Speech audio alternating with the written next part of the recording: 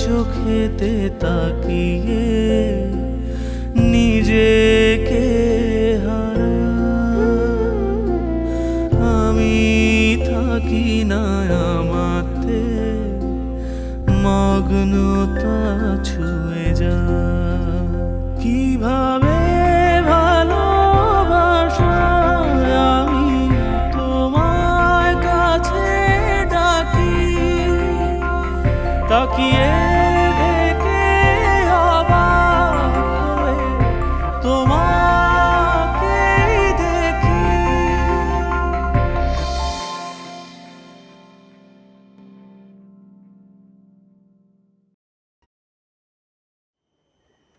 কেডা আসামি হইলে তোর ভাল লাগবো? বলো বাবার নামে মামলা করবি?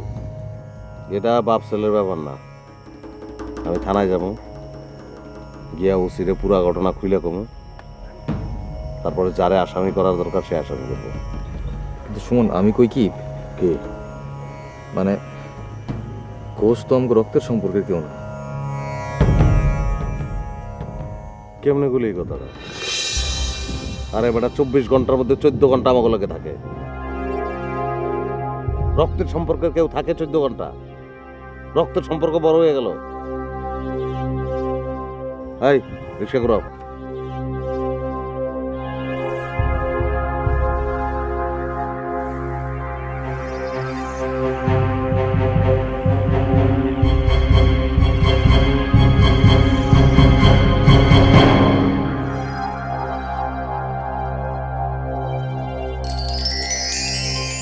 কি করেন আপনি?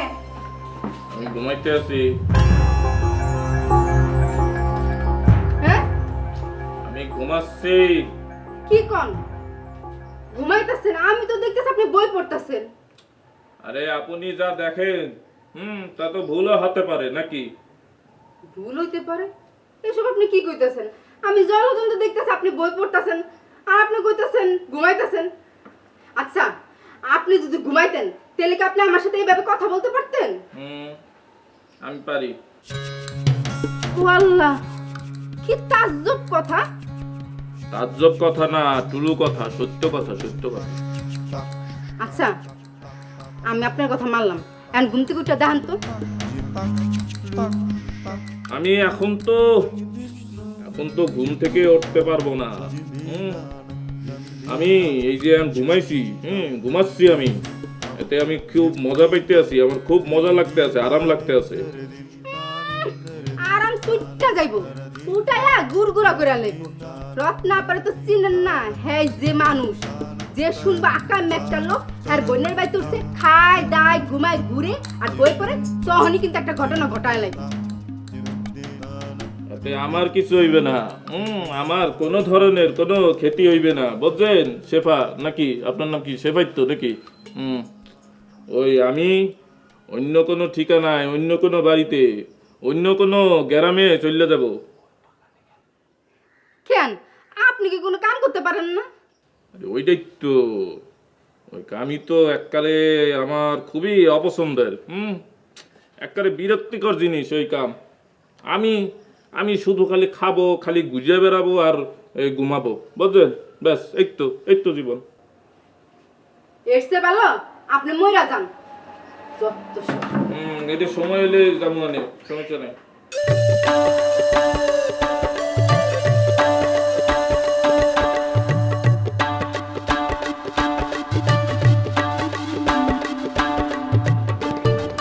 Where is your husband? দুলাভাই কই?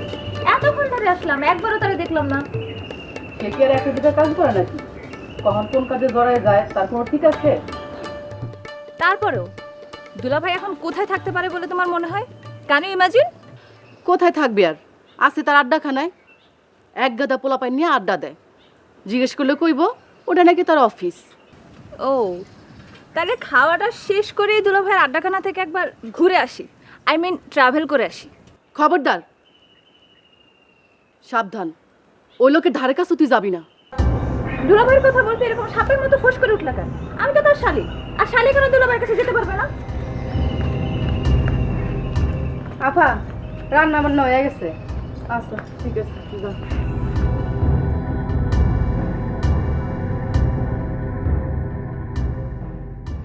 এক জনমে ভালোবেসে বাহ ধরবে না বাবা মাশা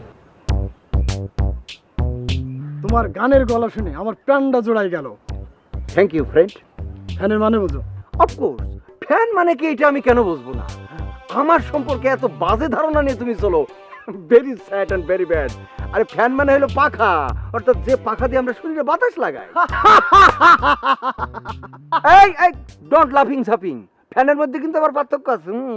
ওই যে এক ধরনের ফ্যান আছে মনে করো তো ইলেকট্রিক পাখা, যেটা ওই যে সুইচ টিপ মানে করে ঘরে যে বাতাস খায়, আর একটা আছে কি হাত পাখা, হাত পাখা দিয়ে যেটা আমরা বাতাস খাই। এইবার তো বুঝছো ডিয়ার ফ্রেন্ড যে ফ্যান সম্পর্কে আমার কত জ্ঞানের গভীরতা, কত গভীর। তোমার একটা কথা কই, এই জন্যে আমাদের কোনো ডেভেলপ নেই। আমরা প্রত্যেক কাজে কারণে অকারণে বেশি বুঝে ফেলি। এই যে তোমার এই দীর্ঘ বক্তৃতায় একটা জিনিস প্রমাণ হলো, বলো তো কি? কি প্রমাণ হলো বন্ধু? প্রমাণ হলো অজ্ঞতার ফল বিষ, আর কাজের কাজ ঢিসমিস। হোয়াট? কেন কেন ঢিসমিস কেন? সারা দুনিয়ার লোকই তো জানে ফ্যান মানে পাখা। আমি সেই ফ্যানের কথা তোমায় বলি নাই বন্ধু, আমি তোমার গান শুনে তোমার ভক্ত হয়েছি। তোমার গান শুনে আমি ইলেকট্রিক পাখা বা হাত ফাঁকা হই নাই, আমি তোমার ভক্ত হয়েছি। Oh, sorry, friend. I'm really sorry, extremely sorry. Please forgive me. Okay okay, it's okay, we are moving. এই এক মিনিট ফ্রেন্ড, তোমার কাছে কিন্তু আমার একটা আবদার আছে। Please you give me. কি দিতে পারবো না দিতে পারবো জানি না, তুমি বলো তুমি আমার কাছে কি চাও। ফ্রেন্ড, এই যে মনে করো যে তুমি এই যে একটা বিজনেস করতে চাইতেছো না, এই যে তাবিজের যে বিজনেসটা করতে চাইতেছো, এইটার মধ্যে আমি সিঙ্গিং মানে যেটা বলতে চাইতেছি যে এটার মধ্যে আমি কিছু গজল পরিবেশন করতে চাই।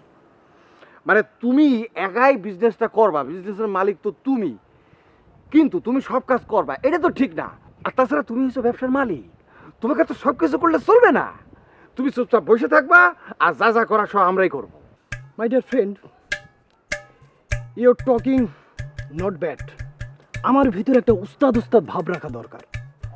Good. You are understand in my topics. Please give me a chance, my friend. Please. হ্যাঁ, সেটা না হয় ভেবে দেখা যাবে, কিন্তু তার আগে তোমার একটা এক্সাম দেওয়া লাগবে। Exam? Wow! Oh, funny. I am laughing, dancing. I am surprising. But why লাফিং ড্যান্সিং সারপ্রাইজিং। এই যে ফ্রেন্ড, তুমি এইমাত্র কি বললা? হ্যাঁ, যে আমার গানের গলা শুনে তুমি মুগ্ধ হয়ে গেছো, আমার ফ্যান নাকি ভক্ত হয়ে গেছো। আবার এখন তুমি বলতেছো যে কি তুমি আমার এক্সাম নিবা। How funny, very very funny. এটা হচ্ছে একটা ঘটনা। আমি তোমার গানের গলা শুনছি, গজলের গলা তো শুনি নাই। আমার আসরে তো তুমি গান গাইতে পারবা না, তোমার গজল গাইতে হবে। তাই তুমি গজল গাইতে পারবা কিনা এর জন্য একটা এক্সাম তোমার দেওয়া লাগবে। ও তাহলে আমি সরি ফ্রেন্ড, আমি ব্যাপারটাই মনে হয় বুঝি নাই। ঠিক আছে, স্ট্যান্ড বাই তোমার এক্সাম দিতে। ঠিক আছে, এখন এক্সাম শুরু হয়ে যাক তাহলে। নো, এখন তো আমি তোমার কোনো এক্সাম নিতে পারবো না। ওয়াই? কেন? যেখানে সেখানে তো এক্সাম নেওয়া যাবে না, এতে মাই ব্যবসার ডিসক্রেডিট। তার থেকে এক কাজ করো, আজ নাইটে তুমি রিপনের হাউসে কামিং করো। ওকে ডান। ওরে ইচ্ছে করে বুকের ভেতর লুকিয়ে রাখি তারে, যেন না পারে সে ছেড়ে যেতে।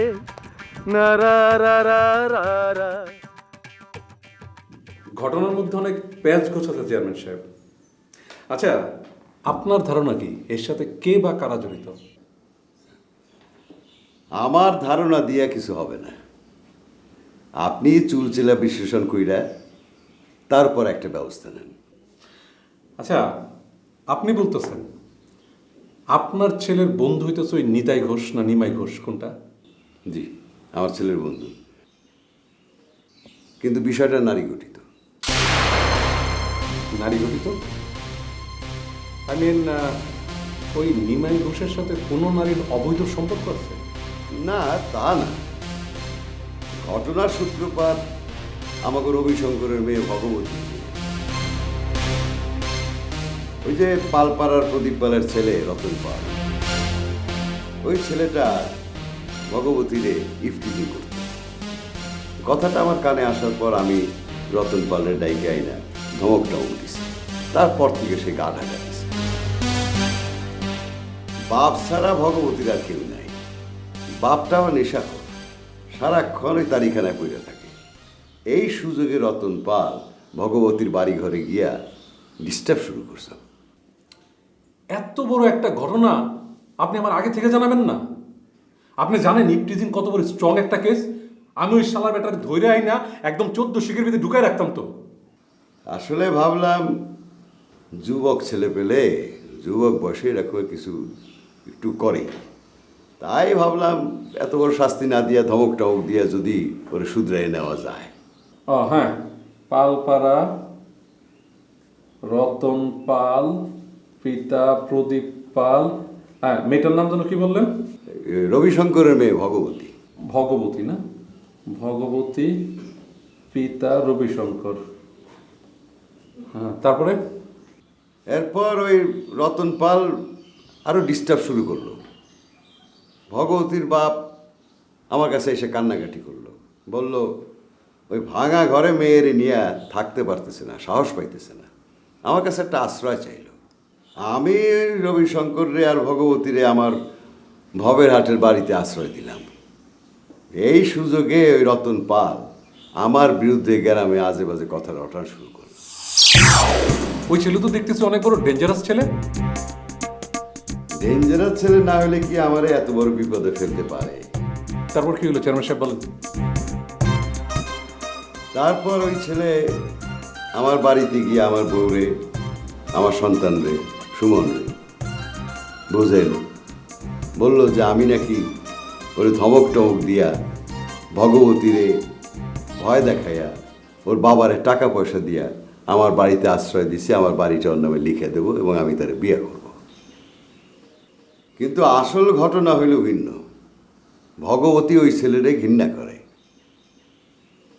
আর ওই রতন পাল জোর কইরা ভগবতীরে কাছে টানতে চায়। এখন আমি যখন সেখানে বাধা হয়ে দাঁড়াইলাম, তখন ওই ছেলে আমারে খাটো করার জন্য আমার স্ত্রী আর সন্তানের কাছে গিয়ে এইভাবে আমি আর কি বলবো? না না না চেয়ারম্যান সাহেব, আপনার কিচ্ছু বলতে না, আমি সব বুঝতে পারছি। ওই ছেলের মাথায় তো দেখতেছে সব হিটলারি বুদ্ধি ভরা। আমি আগে বুঝি নাই, এখন বুঝতেছি ওই ছেলে আমাদের এই ইউনিয়নের নয়া হিটলার। তারপর আমার ওয়াইফ আর ছেলে ওর কথা বিশ্বাস কইরা ভবের হাটের বাড়ি থেকে ভগবতীরে নিয়ে আসলো। হঠাৎ ওরা সিদ্ধান্ত নিল যদি ভগবতীরে বিয়া দিয়ে দিতে পারে তাহলে আমার নামে কোনো কথা উঠবে না। তাই যেহেতু নিমাই ঘোষ আমার ছেলে সুমনের বন্ধু, সুমন নিমাই ঘোষে বলল সে যদি রাজি থাকে তাহলে আজকেই ওর সাথে ওর বিয়ে দিতে পারে। আপনার ছেলের প্রস্তাবে নিমাই ঘোষ রাজি হয় নাই, তাই তো? নিমাই রাজি হয়েছে, বিয়ের আয়োজনও হয়েছে, কিন্তু বিয়েটা হয় নাই, তাই তো? না, হয় নাই। কেন বিয়েটা হয় নাই কেন? আজকে সকালেই বিবাহটা হওয়ার কথা। আজকে সকালে, আই মিন 14ই সেপ্টেম্বর বিয়ে হওয়ার কথা। আজকে সকালে, আই মিন 14ই সেপ্টেম্বর বিয়ে হওয়ার কথা। হ্যাঁ, তারপর? এই ফাঁকে রতন পাল ভবের হাটে চৌতন্যে নিয়া নিমাইরে হুমকি দিছে যদি নিমাই ভগবতীর বিয়া করে তাহলে নিমাই সেটা হজম করতে পারবে না। চৈতন্য মানে লিস্টেড টেরর চৈতন্য? হ্যাঁ, সেই চৈতন্য। হ্যাঁ, চৈতন্য। তারপর? ওই রাইতেই নিমাই ঘোষ নিখোঁজ হয়। তাহলে তো ঘটনা ক্লিয়ার। আপনি আগে পালপাড়ার রতন পালের ধরেন, তারপর চৈতন্যের অ্যারেস্ট করেন, তাইলে দেখবেন নিমাই ঘোষ এমনি এমনি বাইরে হয়ে আসছে। কথা আছে না, কান টানলে মাথা আসে। তাহলে চেয়ারম্যান সাহেব, আমি সবার আগে ওই দুইজনকে ধরার চেষ্টা করি, কি বলেন? জি, ঠিক আছে।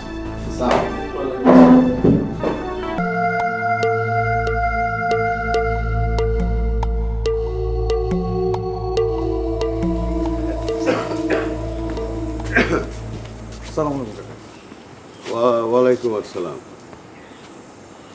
কি ব্যাপার, হাসপাতাল ক্লিনিকে নিমের খোঁজ নিছস? সব জায়গায় তন্ন তন্ন করে খুঁজছি কাকা, কোথাও কোনো খোঁজ নেই। তো তোরা এখানে কেন? আপনি এই জায়গায় কেন? থানায় নিমাইয়ের অবস্থাটা ভালো করে বুঝায় বললাম, যাতে একটু দ্রুত ব্যবস্থা নিতে পারে খোঁজ খবরের। আমরাও একই কথা কইতেছি। কিন্তু তোরা যা বলবি সেটা তো আমি ভালো করে বুঝায় বলে দিছি। আপনার কথা আপনি বলছেন, আমগো কথা আমরা কমু। আরে কথা তো ওই একই। চল বাড়ি চল, বাড়ি চল। আপনার যাওয়া আপনি যান। আচ্ছা, ওসিরে বারবার বিরক্ত করা কি ঠিক হইব? তা আপনি যখন আমাকে বিরক্ত করতেছেন, এটা কি ঠিক হইতেছে? সুমন, তোমার চোখেতে তাকিয়ে নিজেকে হারাই, আমি থাকি না আমাতে, মগ্নতা ছুঁয়ে যায়।